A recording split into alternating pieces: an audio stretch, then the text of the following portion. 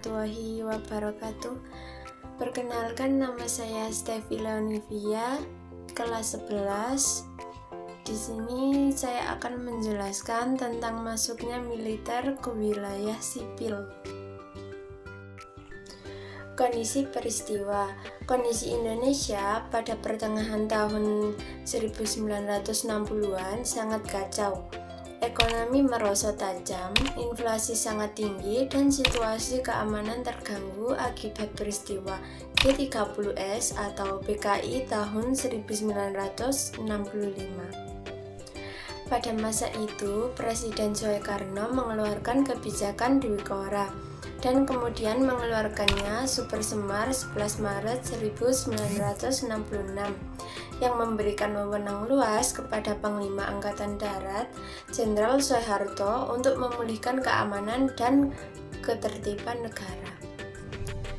Melalui wewenang ini, militer mulai masuk dan terlibat langsung dalam urusan pemerintahan, wilayah sipil, bahkan lembaga pendidikan dan ekonomi. Ini menjadi awal peran ganda militer yang dikenal dengan istilah Dwi Fungsi ABRI.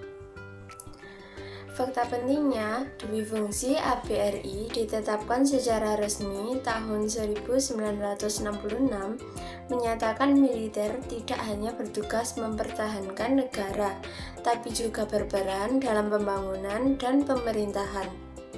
Banyak posisi penting di pemerintahan daerah, lembaga negara, hingga perusahaan negara dipegang oleh perwira militer. Peran ini berlangsung selama hampir 32 tahun sepanjang masa pemerintahan Orde Baru. Dampak peristiwa.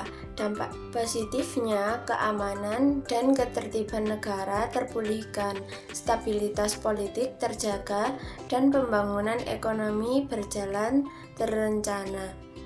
Dampak negatifnya, ruang kebebasan sipil terbatas, kekuasaan militer sangat besar, dan timbul kesenjangan peran antara lembaga militer dan sipil.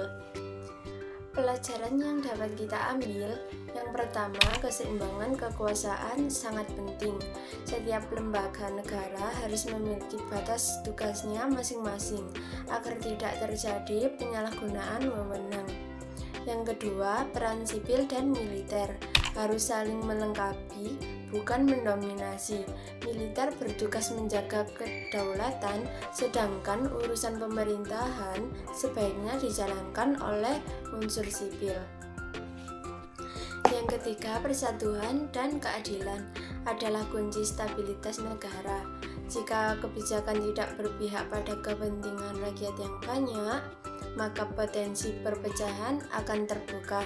Dengan memahami ini, kita bisa menjaga agar keutuhan NKRI tetap terjaga sesuai dengan sistem demokrasi dan hukum yang berlaku saat ini.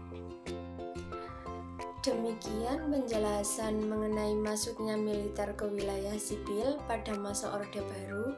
Kita belajar bahwa setiap kebijakan memiliki konteks dan dampak yang perlu dipelajari dengan bijak. Semoga materi ini bermanfaat dan bisa menambah wawasan kita sebagai generasi penerus bangsa. Sekian dari saya, terima kasih atas perhatiannya. Wassalamualaikum warahmatullahi wabarakatuh.